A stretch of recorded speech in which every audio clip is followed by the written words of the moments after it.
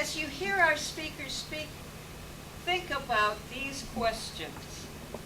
What would a just transition from a fossil fuel-based economy to a renewable energy economy look like?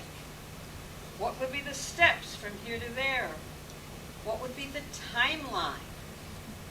Does it start now, or does it start 20 years from now? What would be the mechanisms for shifting the economy from one step to the next? Would they be legislated steps, or would the market make it happen? Are cap and trade programs effective? How about a carbon tax? How about finding some way to end subsidies to fossil fuels? I'm just learning how the magnitude of subsidies for fossil fuels. I don't have a hold on it enough to address it, but I'm getting a sense that it's much bigger than the public is aware of. How about a government ban on new fossil fuel infrastructure? Could we pass that? But how can workers be protected from the destruction of jobs? It would be naive to say that nobody's going to get hurt. The changes we're addressing are as big as the Industrial Revolution in a way. And lots of people got hurt during the Industrial Revolution, and this is going to have to take place faster. It's going to be a bumpy ride. Who is going to get hurt? How can we protect workers and their families? What role could workers and their families play in bringing about the transition so that it works for them instead of having it be imposed upon them? What are sacrifice zones? Who lives there? What happens to them? What role can they play in a just transition? How can their needs and rights be protected? If industry fails to initiate a large-scale transition to renewables, should government step in to make it happen? The Blue-Green Alliance is a partnership between labor unions, environmental organizations, that was founded on the principle that we don't have to choose between quality jobs and a clean environment. We can and must have both. I live on our family farm, and in Christian County it was corn and coal. Well, today we lost our last coal mine in 1997, 490 some workers out of the job. I would tell you they all found jobs. We survived it. What I witnessed in my lifetime was an early process of transition from fossil fuel to something else. Now, corn, that was ethanol.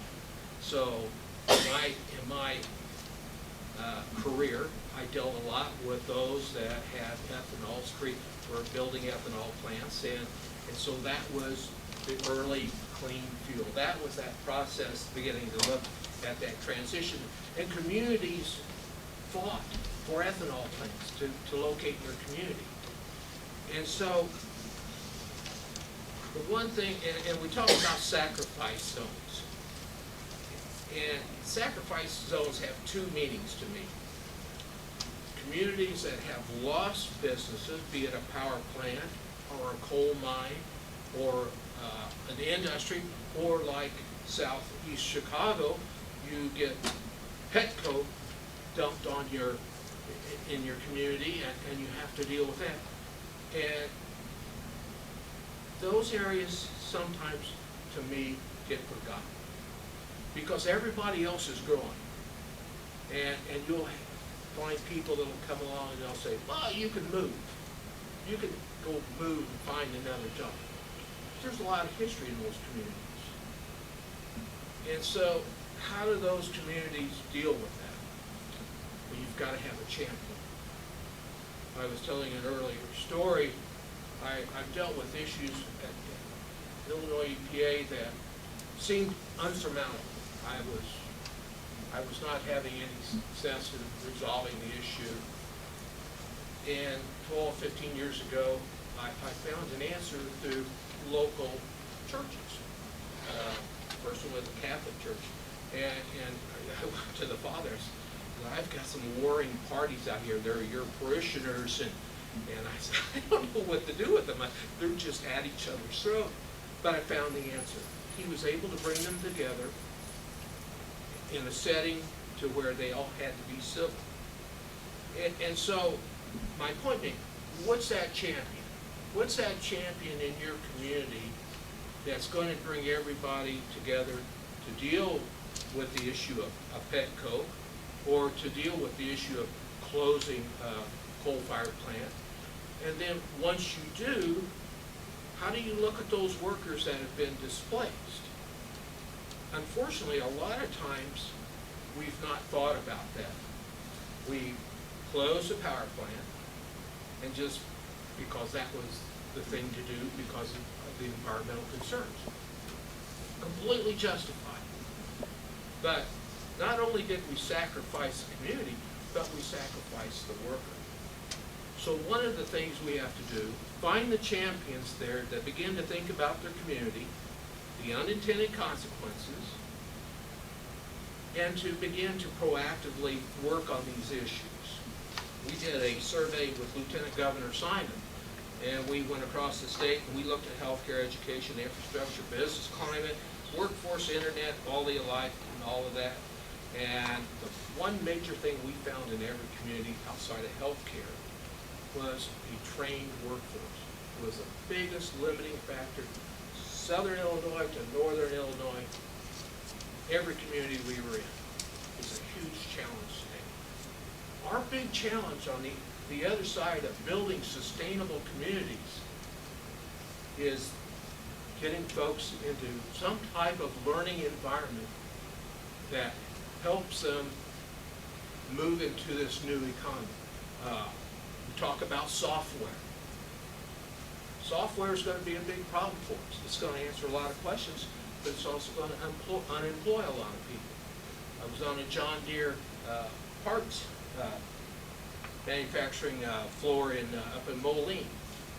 One time there were 270 machines on the floor. The day we were in there, there were 5. 2 small ones that made specialty parts. 3 machines that set over in the corner that ran 5 days. 2 ran 5 days without human intervention. The other one ran 7 days without human intervention. Could be fixed and controlled by a laptop. They made hundreds of different parts, automatically distributed to where they needed to be on the assembly line. That's what we're going to face in the future. So that's why it's going to be important to get people in the classroom. Training is going to be really, really important. We also can ask corporations that exist in your community or reside in your community to help you. Don't be afraid to ask. We have a landfill, which I'm not a big favor of landfills. I think they're terrible. But Waste Management invested in our community. Walmart, who I really not a big fan of either, but they invest in our community. Don't be afraid to ask for these companies to invest. Illinois has had 47 consecutive quarters of business creation, leading a lot of our surrounding states, including Texas. 47 straight quarters. That goes back to almost past 2005. That's something we don't see in Illinois. Why? Just transition. People lost their jobs. What'd they do? They retrained. They took a hobby, created a business. Something happened. A lot of people don't go home and sit on the couch. They have a family to feed. They have kids to educate. So they go find a job. And so as we've come to this period of time, financial stress, people have created jobs. So it's amazing to me. And it comes from the federal labor statistics. We've identified 5,700 green jobs. There's a young man, a researcher at Illinois State University. We have a list, and it's broken down in different categories. We know that we have 20,000 construction jobs in the Chicago area going unfilled today. Why? The trained workforce is not there. I had a conversation with a nursing group this afternoon. They're proposing a legislation that offers nurses a bachelor's degree at the community college level. Where did that come from? Carl Clinic in Champaign is actively bringing nurses over from South Korea because they can't get enough nurses in Champaign, Illinois. Those are jobs that we should be filling. Nothing against South Koreans. I'm glad they're coming. It enriches our society. But we need to think about how do we train all these folks that are unemployed and are on public aid. Just transition is not going to happen just by magic. It's a lot of work. What exactly is a just transition from fossil fuels? Like how would that look like? Well, if you can imagine environmental justice, right? If you could imagine what would it look like for sacrificed communities to see justice, to have their rights upheld, the right to breathe clean air, the right not to be sick, and at the same time climate change is happening, and if you could imagine that those two things can happen together, then you can imagine a just transition. So these big black piles that you see here in this photograph are of the pet coke storage facility that is called KCBX. It's right in the middle of the neighborhood where I live. When petroleum is being refined, crude or tar sands, there's always petroleum coke that is, it's like a waste product that can actually be used again. Pet coke is one of the things that they need to get because there is a need for it, right? There's companies companies that make cement, companies that make steel, coal gasification plants, turns out, need pet coke to burn and other things like that. So they have to meet this need, and that's why pet coke exists. But because pet coke is one of the dirtiest fuels that exists, there is actually now laws in the United States that say that you cannot burn it. There's no more licenses given to companies to burn it because it's so bad. The other thing is that it's sold to other countries, to other companies in other countries where the environmental restrictions are lower. So it's still being burned, and it's still on planet Earth. In East Chicago, Indiana, 80% of East Chicago is industrially zoned. 20% of East Chicago is residential. This is a story that just blew up. Was a public housing complex that was built in an old lead smelting company that had closed. Dirt and everything around was highly contaminated with lead and arsenic. For a building to be like demolished or to be completely, to remove people from a situation, the rules right now state that 1,500 parts per million is an actionable limit to start to get people out of that situation. There was 90,000 parts per million. The samplings that were taken in people's thresholds, like as you're walking through the house. What happens when you're exposed to lead? A lot of things. It affects your neurological system. It makes it harder to learn. It frustrates children. It makes them act out. It's a terrible situation. It's a lifetime of health problems that you will have. And imagine an entire community that has been exposed to this. And then when you couple that with a community that is very enforcement heavy on like all these issues, and as far as curfew, kids hanging around playing outside, harassment that the children and youth face every day on top of the environmental disaster that's in East Chicago, it's just a recipe for disaster.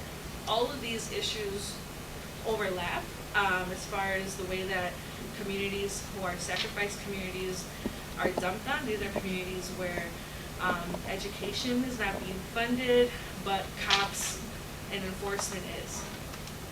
And that's not right. There's a town called Marktown, that is right outside of the BP refinery. It's a walkable neighborhood. The families have been living here for many generations. Well, this whole community is going to be demolished. People are getting $5,000 for their homes, and they're going to be displaced. BP's going to put a parking lot there. This is an old picture of one of the canals in the area in East Chicago, and after a huge accident that happened, and this is what the canal looked like. It's been completely contaminated. If you fall into the Calumet River, the little Calumet River, you need to get a tetanus shot and go to the doctor because it is so contaminated. This is the Grand Calumet River in the 1970s when there was a spill at BP, and that's somebody who put their hand just into the water. These are just some more pictures of BP.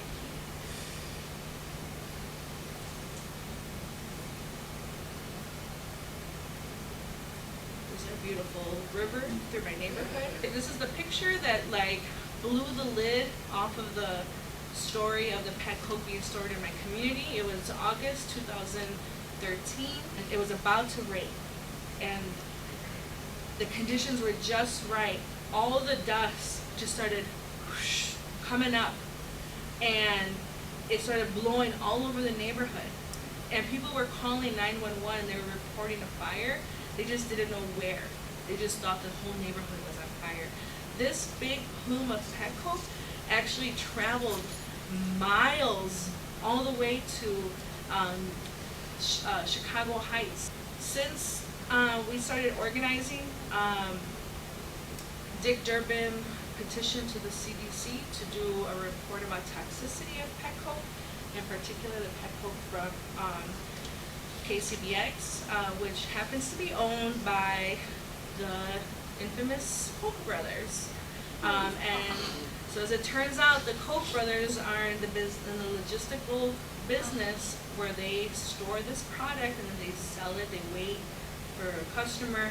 And the same thing happened in Detroit, in Michigan.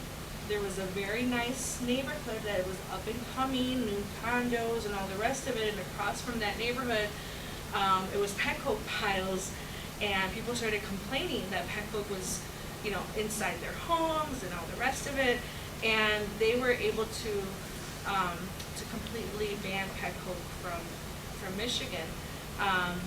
But we haven't been so lucky. What's happened in Chicago is that they actually grandfathered in these companies, right? Because they threatened to sue the city of Chicago. The Koch brothers threatened to sue, and the city's response was, well, fine, then we won't.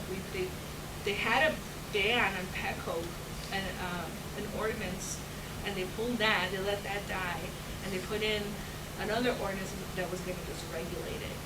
So they were going to have to store it inside and all the rest of it. But these train cars that are coming with pet coke, those are federally regulated, and they can't force those trains to cover their pet coke. So every time that the trains come to the neighborhood and they stop and they bump into each other, those are plumes of pet coke that are still coming through our neighborhood, even though we have these regulations. There was recently a spill in Lake Michigan by the BP refinery.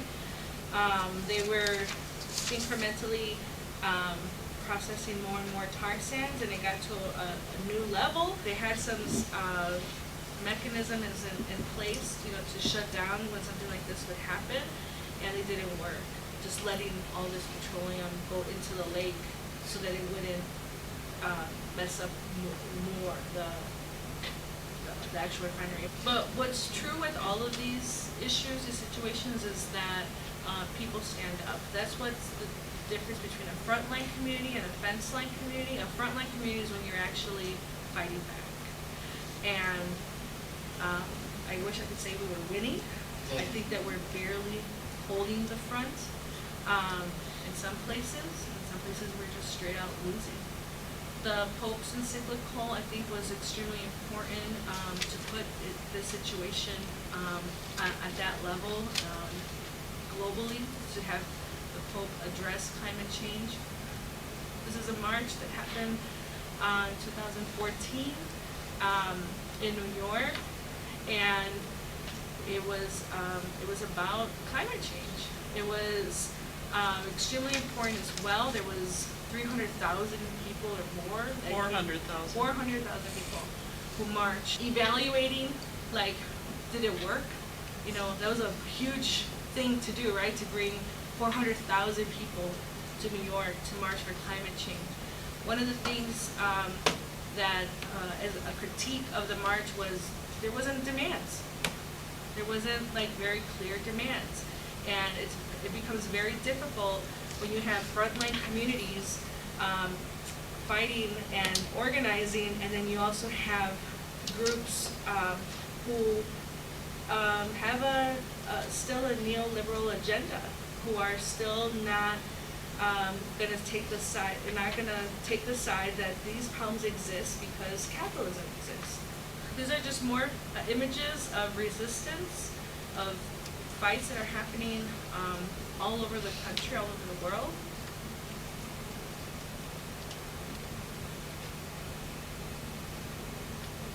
These are folks from Indiana, people who have fought for a better community, a cleaner community.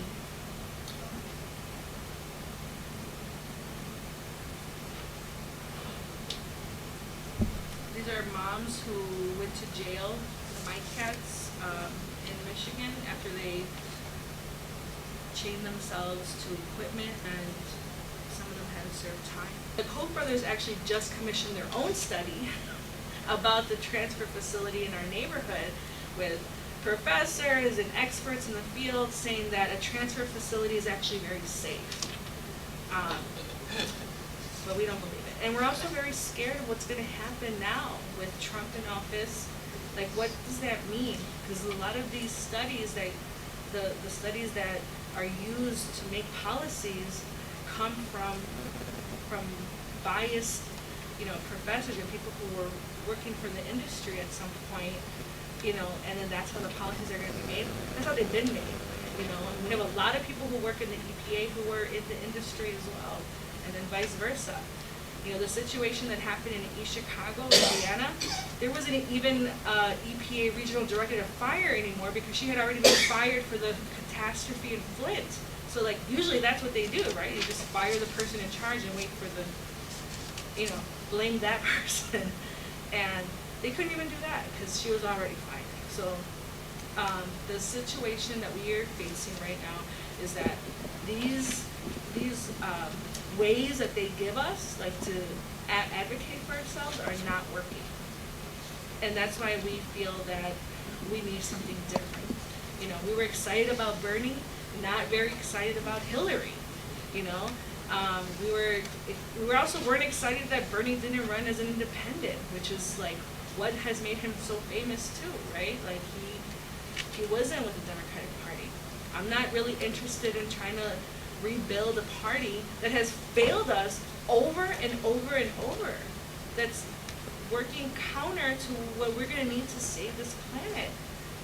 We need something different, because our time is running out, and I don't have time to help build a party who has been neglecting us for so long and only uses us during election time. When they talk about the black vote and the Hispanic vote, it's the only time they talk about, like, when we have to pay attention to minority groups is when they need to get reelected, and that's not right.